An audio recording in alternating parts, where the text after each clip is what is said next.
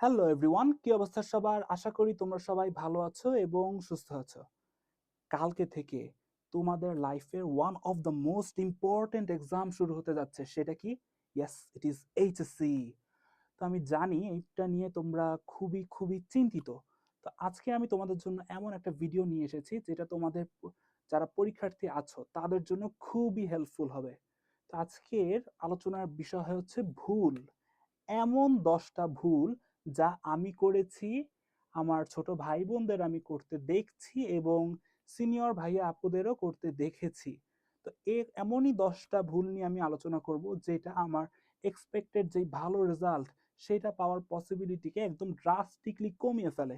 তো চলো আমরা দেখে নেই কি কি ভুল যেটা আমাদের মাস্ট মাস্ট অ্যাভয়েড করতে হবে। তো চলো শুরু করি। ওকে,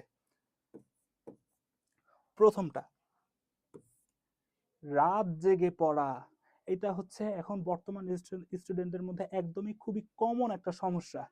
সারা দিন ভরে গাওয়ায় এবং রাতে গিয়ে একদম সিরিয়াসনেস, কি হবে কি হবে, কালকে এক্সাম, আজকে রাতেই পড়ে একদম সব ফাটায় ফেলবো।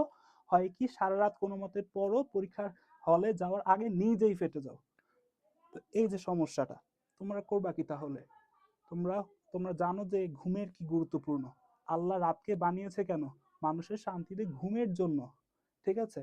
তো এই ঘুমটা যদি না হয় তাহলে আমাদের বডি টিকবে কিভাবে? তো অবশ্যই অবশ্যই আমাদের ঘুমাতে হবে। বাট যেহেতু পরীক্ষা চলে, পড়ালেখার বিকল্প নাই। তো কি করব? আমি পড়বো, এক পৌনে পড়বো, 12টা পর্যন্ত, 1টা পর্যন্ত বা 2টা পর্যন্ত। কিন্তু এরপরে করব কি, আমি ঘুমাবো। শান্তিমতো বই টই রেখে সুন্দর মতো ঘুমাবো।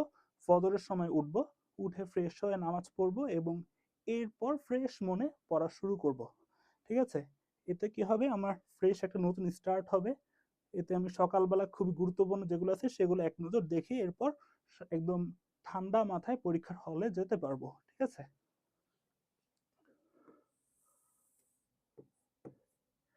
আচ্ছা, এখন আমি যাদের নিয়ে আলোচনা করব তাদের আমি একদম সোজাভাবেই বলতেছি, আমি একদম তাদের দেখতে পারি না। কারণ হচ্ছে এরা সারাদিন পড়ে, সারা রাত পড়ে এবং এক্সাম হলেও হাতে করে বই নিয়ে যায়।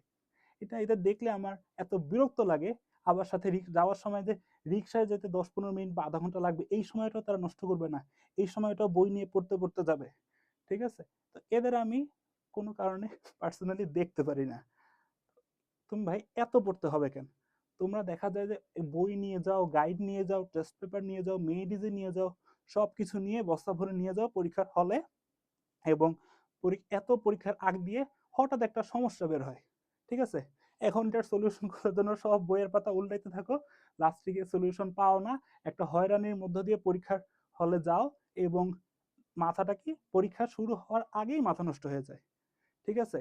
তো এই যে এই ভুলটা কখনো করবা না, পরীক্ষার হলে বই নিয়ে যাবা না।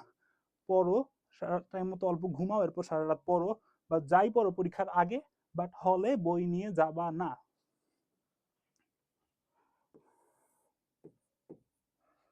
আচ্ছা, আরেকটা জিনিস হচ্ছে, আমি আমার বন্ধুদের দেখি বা অনেককেই দেখি যে পরীক্ষার হলে যায়, এইচএসসি পরীক্ষা, এসএসসি পরীক্ষা, গুরুত্বপূর্ণ পরীক্ষা, এমনকি ঢাকা ভার্সিটির ভর্তি পরীক্ষার সময়ও পকেটে করে একটা কলম নিয়ে যায়, 2টা কলম নিয়ে যায়। তাহলে 2টা কলম নিয়ে যায় যার ভিতরে একটার থাকে কালি কম।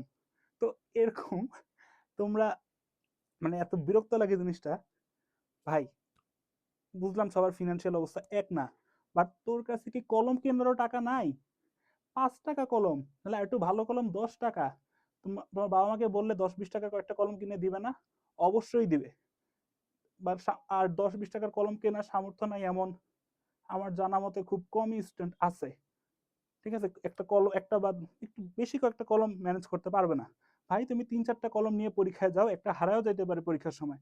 তুমি একটা দুইটা নিয়ে যাবে, একটার যাবে কালি শেষ হয়ে, আরেকটা যাবে পকেট থেকে কখন পড়ে যাবে তুমি টেরও পাবা না। তখন পরীক্ষা লিখবা কি দিয়ে? আমার কথা বুঝছো? তো অবশ্যই কলম বেশি করে নিয়ে যাবা।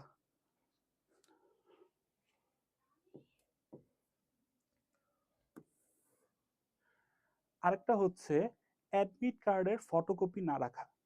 এটা আজকাল ভুলটা মোটামুটি কম করে, তাও কিছু মানুষ করে, এর জন্য আমি অ্যাড্রেস করতেছি। তোমরা প্রবেশপত্র তো অনেক আগেই পাইছো, ওইটা সুন্দর মতো কয়েকটা ফটোকপি করে রাখবা। একটা নিজের কাছে রাখবা, একটা গার্জিয়ানের কাছে রাখবা, এরপর মেইনটা নিয়ে পরীক্ষা দিতে যাবা, ঠিক আছে? আচ্ছা, এখন যে সমস্যাটা নিয়ে আলোচনা করব সেটা মেয়েদের মধ্যে বেশি, ঠিক আছে? সারাদিন পরে পরীক্ষার টেনশন, নাস্তা টাস্তা না খেয়ে কোনো মতে নিজেকে নিয়ে চলে যায় পরীক্ষার হলে। এটা খুবই খারাপ একটা অভ্যাস। সকালবেলা পর্যাপ্ত পরিমাণ খাবার, বেশি খাবার না অবশ্যই, খাবার নিয়ে সিরিয়াস। আমি একটা কথা বলি, যেটা হচ্ছে পরীক্ষার আগের দিন দেখা যায় বাবা মা একটু বেশি আদর যত্ন করে, সারা বছর থাপ্পড় লাথি চলতে থাকে, বাট পরীক্ষার আগে যেন আমি নতুন মেহমান বাসায় আসছি, এই ফলমূল ভালো ভালো খাবার সব সামনে নিয়ে এসে হাজির করে। বাট মনে রাখবা, তুমি এত এত খাবার পেয়ে সুন্দর মতো খাবা, খাওয়ার পর পেটের সমস্যা হবে, পরীক্ষায় এটা ব্যাড ইফেক্ট পড়বে। তো যেই বাবা মা তোমাকে আদর করে খাওয়াইছে, তারাই কিন্তু পরীক্ষার পরে তোমাকে বুঝছো তো? তো এইটাই। তো খাওয়া নিয়ে খুবই সাবধান থাকবা, অবশ্যই পর্যাপ্ত পরিমাণ খেয়ে পরীক্ষা দিতে যাবা। আর পরীক্ষার আগের দিন বা এই সময় যে খাবারগুলো হবে সেগুলো জানি একদম হেলদি হয়, ঠান্ডা খাবার হয়, কোনো রিচ ফুড বা বেশি অয়েলি ফুড এগুলো জানি না হয়। আরেকটা কথা সেটা হচ্ছে পরীক্ষা যাওয়ার আগে অবশ্যই প্রকৃতির ডাকে সাড়া দিয়ে যাবা, ঠিক আছে?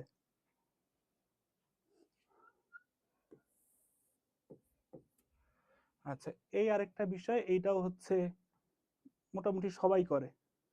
ভাই তুমি সারা রাত পড়ছো, বাসায় আরো 10 মিনিট বেশি পড়লে কি হবে? একটু আগে যে পরীক্ষা হলে যে বসো, হলে তো বসতে পারো না, বাহিরে থাকো। প্রথম দিন তুমি ঠিক মতো জানো না তোমার সিট কই পড়ছে বা কি, অনেক প্যারা আছে। তুমি মিনিমাম 1-1.5 ঘন্টা আগে দেখে হলে থাকবা, মিনিমাম 1 ঘন্টা আগে থেকে প্রথম দিন হলে থাকবা, আর অন্য দিন 40 মিনিট আগে থেকে থাকবা। ধর 10 মিনিট হলে সেফ থাকার জন্য, আর হচ্ছে তোমার আধা ঘন্টা আগে তো হলে ঢুকতেই দেয়।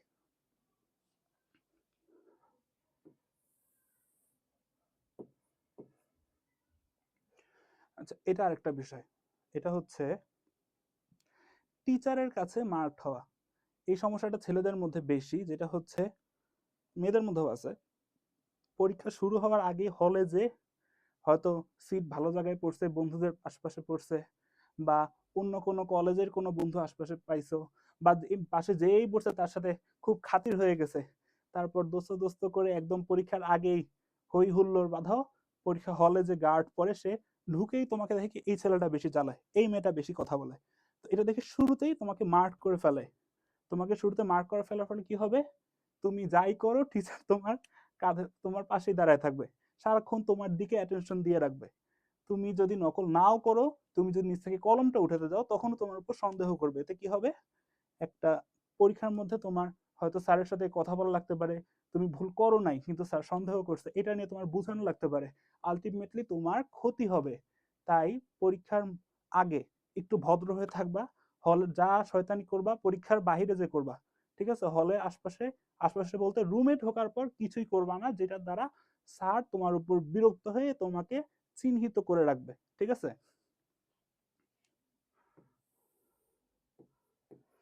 আচ্ছা, এটা কমন বিষয়, এটা সব স্যাররাই বলে যে নাম, রোল, সেট এগুলো ভুল করবা না। তো নাম রোল পোলাপান কমই ভুল করে, রোলটা ভুল করে, বাট সবচেয়ে বেশি ভুল যেটা করে সেটা হচ্ছে সেট। কারণ এমসিকিউ এর ক্ষেত্রে আমরা আগে খাতা পাই, সেটের জায়গাটা খালি রাখি, এরপর কোশ্চেন পাইলে আমার সেটটা দেখে এরপর লেখা লাগে। তো করি কি, আমি কোশ্চেন পাওয়ার পরই এমসিকিউ দাগানো শুরু করি, একদম সব কমন পড়ছে ধুমসে দাগাই, বাট আলটিমেটলি দেখা যায় যে আমি সেট কোড লিখতে ভুলে গেছি। তো আমি যে সব এমসিকিউ পারলাম, এই সব কিছুর ফল কি হইলো? জিরো।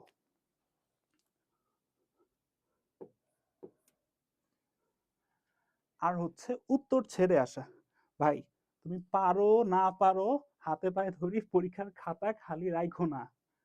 স্যার দেখা যায় অনেক অনেক, যে খাতা দেখে সে অনেক অনেক খাতা পায়, তুমি কি লিখছো সেটা তার পুরোপুরি পড়ারও সময় নাই। তুমি খাতা খাতা ভরে লিখছো, একটা এভারেজ একটা মার্কস হলেও দিয়ে দিবে। তুমি যদি খাতায় লেখো বোর্ডে, কখনোই তোমাকে জিরো দিবে না। হয়তো এক কথায় উত্তরে দিতে পারে, বাট বেশিরভাগ কোশ্চেনে, বেশিরভাগ গার্ড, গার্ড তো না সরি, যে খাতা দেখবে সে জিরো দিবে না। তো যাই করো ভাই, খাতা খালি রাখবা না, ঠিক আছে?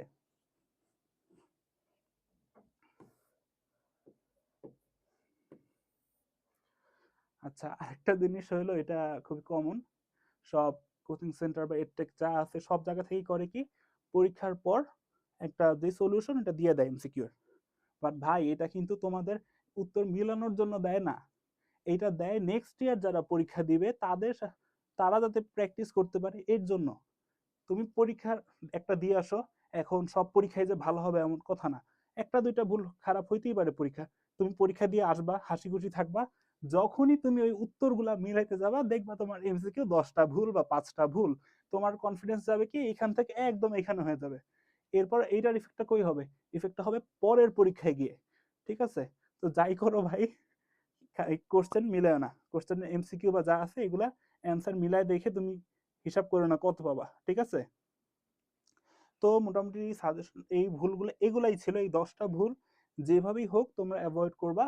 তো কালকে থেকে যেহেতু পরীক্ষা শুরু হচ্ছে তোমাদের সবার জন্য অনেক অনেক দোয়া। আশা করি তোমরা তোমাদের এক্সপেক্টেড যে রেজাল্ট সেটা পাবা এবং তোমার বাবা মা ভাই বোন পুরো ফ্যামিলির মুখে হাসি ফোটাবা। Thank you so much and all the best.